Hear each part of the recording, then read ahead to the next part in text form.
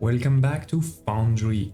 In the first episode I showed you all of the basics. We did the tutorial of version 2.2 from start to finish, and with this we've started to actually send some ships to our space station and to sell some more resources. To be precise, we're selling those very simple transport boats over here.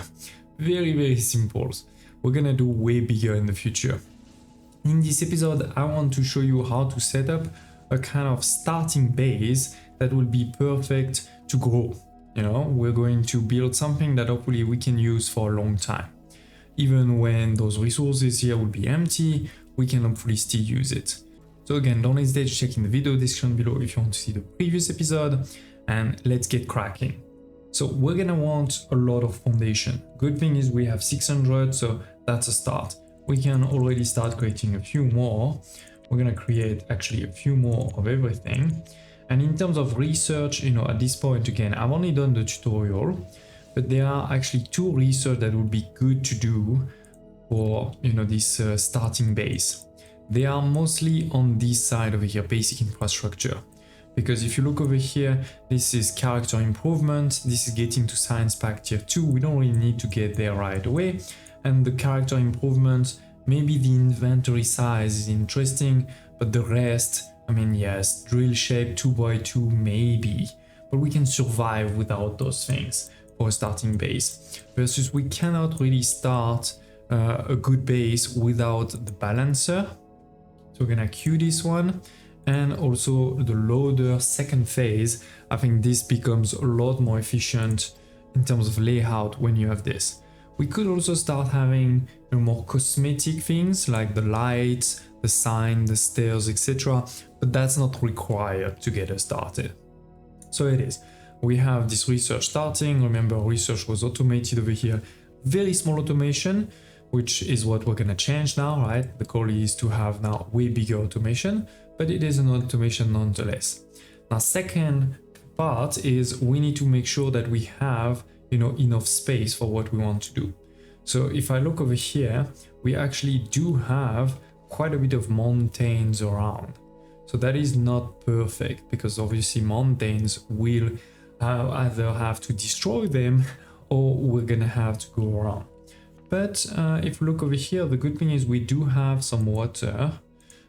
So, you know, if I create a point over here, like water, I will be able to then see it. Okay, so the water is this side. Let's go quickly there. Wait, is that behind the mountain? Oh, I didn't realize. I didn't actually realize. Okay, it's because it's just... Oh, there's mountain everywhere. Okay. We're gonna need to destroy some of those mountains. Good thing is we have way easier ways to actually destroy mountains now. But yeah, we have water not too far. Okay, that's interesting. It's quite a bit of water because an advanced base will definitely require water. So having some not too far, and then basically we can say, you know, this is kind of not flat, but it's not too bad. You know, we can destroy that. It's not like a huge mountain like this. This is not too bad to destroy. So we're going to start our base kind of over here. We're gonna put all of these flat. I'm going to start also destroying, right, some of these that are in the way. We could also just build higher instead of building on the floor. We could build higher, but this could create challenges for the mine. So instead, I think what we're gonna do is really create it flat over here, my starting base, and then we can go on that direction. So let me do a bit of this kind of terraforming, and then I'll show you how we're gonna organize the base. And it is, ladies and gents, my base there is still there, but there's a lot of space open. I'm gonna cover it with foundation, you know, the whole thing. But first I wanted to show you also in practice with this game, you can really do tunnels easily. Obviously I can tunnel like this, right? Actually, that's looking good.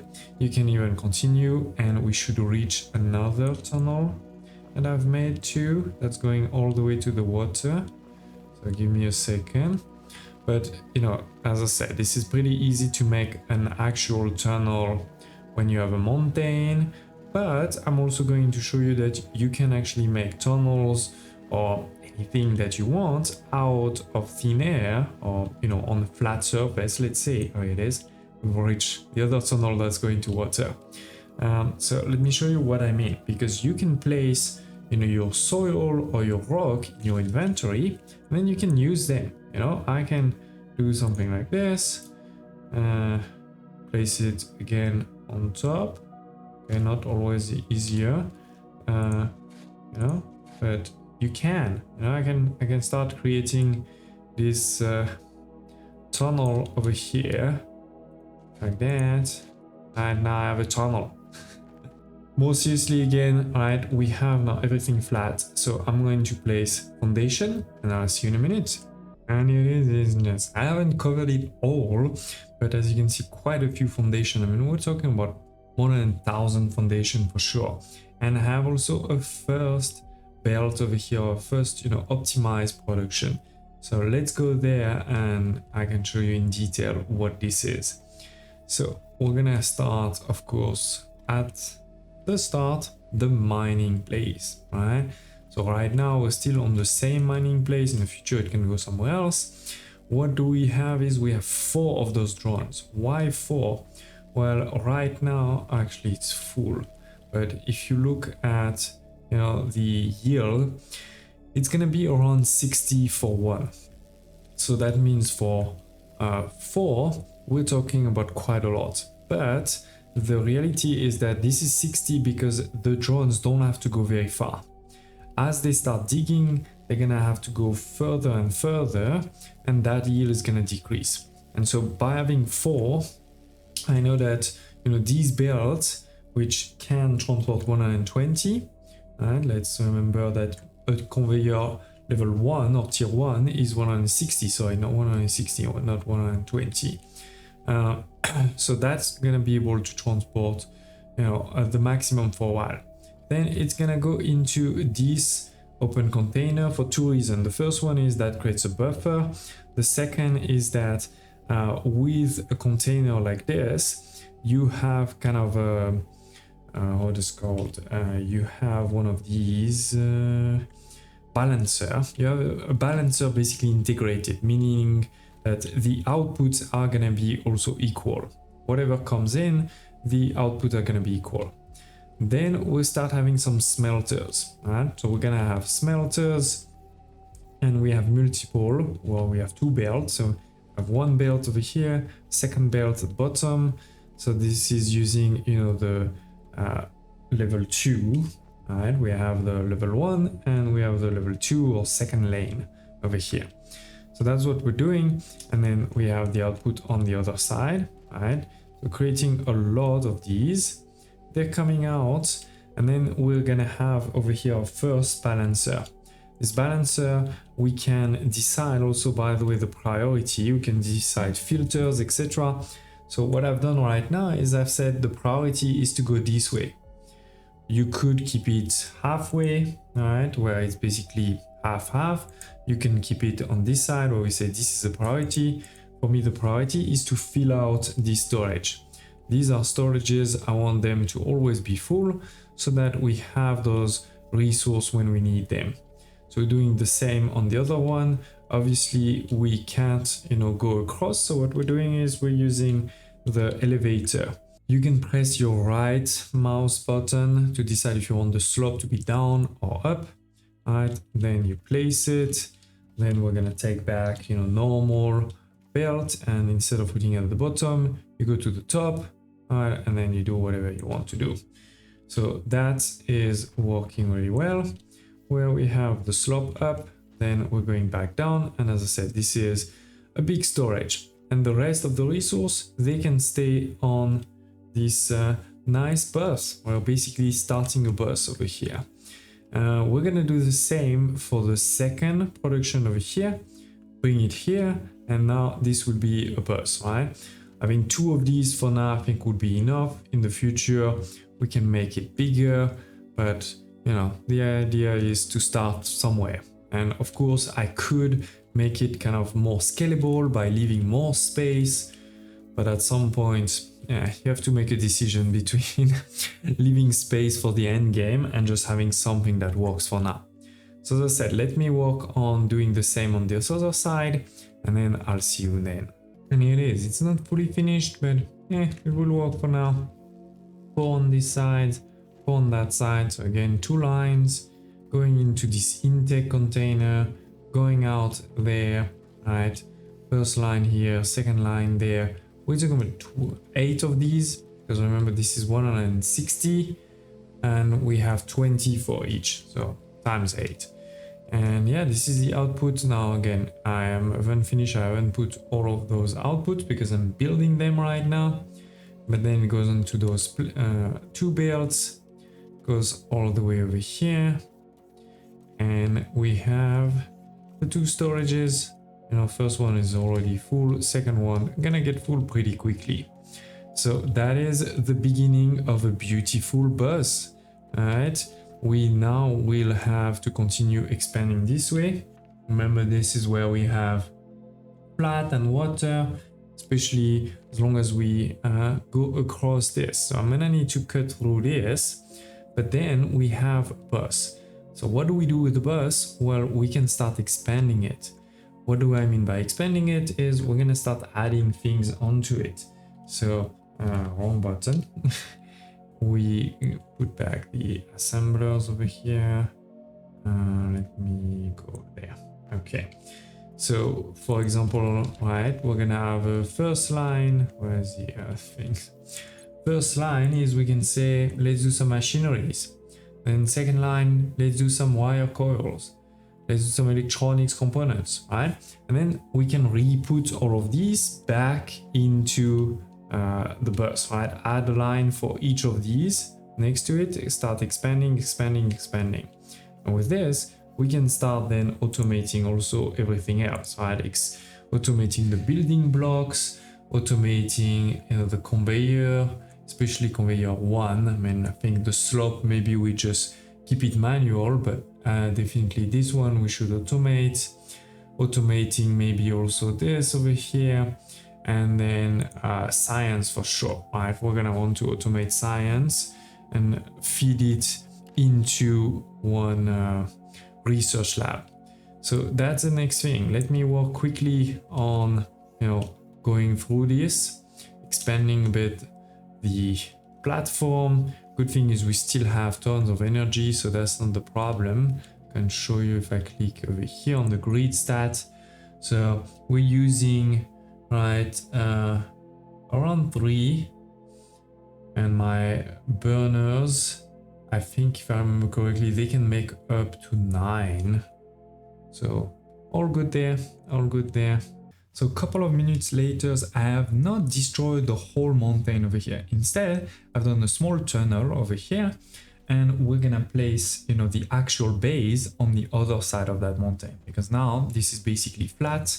You know, there's very little that I need to cut, and we have a lot of water. This also enables me to start using some of the dirt we've collected, because I can tell you we've collected a lot. So, you know, we can do something like this, making it nice and flat. Okay. And yeah, we have basically on both sides, but there is definitely a lot more space on this side, if I'm not mistaken. Yeah, this is a lot more water. So I think we will, you know, basically, actually, no, let me think about it quickly. Because one thing is on one side, we're gonna expand, you know, put kind of buildings. And then on the other side, we need to expand the bus. So I'm thinking, okay, maybe we expand the bus on this side and we make all of the buildings on that side. So I'll show you in a second what I mean. I also wanted to show you that it's not like you need foundation everywhere, you know? Here, I don't need any foundation. This is still working. We will need to bring some foundations to make now a new base that is connected to electricity. So I will need, you know, to basically make just one line like this of foundations, but I don't need to destroy the whole thing. And similarly, I don't need to destroy the tunnel. I think it's cool to also have the tunnel. Remember, this is not just a game similar to Satisfactory, this is not just about efficiency. This is also about making something a bit different, a bit cool, a bit aesthetic potentially, right? So I'm not saying my tunnel is the most beautiful tunnel in the world, but you know, it's hopefully a bit different than what you've seen. So we're gonna have basically on one side of the tunnel, we have the basic kind of ore mining and transformation into the basic plates and rod. And then on the other side of the mountain, we will have the actual factory. So yeah, let me just connect, you know, this over here to have electricity, then put some foundation on the other side, and I'll show you a basic city starting. Here it is. We have not only, you know, the basic rods and plates, but we have started to have new productions added to the belt, to the bus. We have over here those mechanical parts, those coils, and those electronic something, I forgot their name. So let me show you quickly. We're doing, as I said, on this side for now. Alright, so the idea is you take one or several inputs. In this case, for the first one, it's just one input that goes over here into those, you know, what are they called? I always forget. Loaders, into those loaders. And on the outside, you're gonna have, you know, the actual production. All right, so this one again is, we're talking about the small thing there, xenoferrite plates to machinery parts. All right, this is going here. As I said, I'm always putting then one storage. We have storage. So if we need any of these, we can just go there, take tons. But otherwise, it goes over here, and now it's added to the main bus. Then we do the same over here with the roads. So we do need, you know, always a splitter or balancer. And then going here, this is input. And on the other side, this is output. All right. You can also look at the numbers, by the way. We're talking about 40 to make 80. So quite a lot. To be actually precise, I have 3 of them. So that's too many.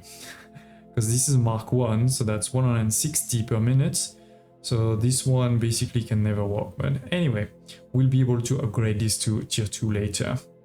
So this is creating those coils, and those coils then go, you know, all the way there. There is a small thing here, I'll talk about it in a second, because for the next stage, these electronics components, we actually need 2 inputs. We need some more rods, and we need those wire coil that we just made. So what I did is over here, before going into the bus, because doesn't make sense to send it to the bus and take it back right away. I'm doing it just before we send it to the bus. We have over here, you know, this splitter. So we're saying send some this way and send the rest on the bus. And then on top, we need to also take some of these rods again. So we have 2 inputs, and then the output on the outside going again into a storage and going on the bus. So yeah, now with that, we have basically created, if you look, now let me press 2, it is. Oh no, I'm not gonna have power, so sorry about that. Let's put it here. So if we look at any of these, right, we have done all of the basic components that exist so far. We're gonna unlock, of course, many other in the future, but we're not the basic ones. It doesn't make sense, in my opinion, to automate, you know, mining drill or scanner, so this one we're gonna ignore for sure. In the future, making tons of robots, that's gonna be, you know, important. This is gonna take plates, machinery parts, electronic components. This is all things we have on the bus now, right? So easy to make that anywhere. We could also make some of these, you know, like you could say making biomass burner automated probably makes no sense. Even burner generator, to be honest, you can just, you know, do it manually, because contrary to Satisfactory, where you have to actually press space to do something manual, here you can just launch it and it goes over here, right, and it's done. So I think no need to automate any of these. Same here. Potentially assemblers, because I think we're gonna need quite a lot. Potentially also a couple of these. The only one that really makes sense to automate at the beginning, in my opinion, is the building blocks. So I've actually done that. Let me show you quickly, because I know I said we would do everything on this side, but actually that one I made a bit of an exception, because I made it on the other side for 2 reasons. The first one is it only requires things we already have here. It only requires those two things, the plates and the rods. So this is what you can see over here. We have plates and rods going there, right? And that's what's making those foundations, I guess we're gonna call them. Forgot their names. How are you called? Building blocks, sorry. So that's what's over here, right?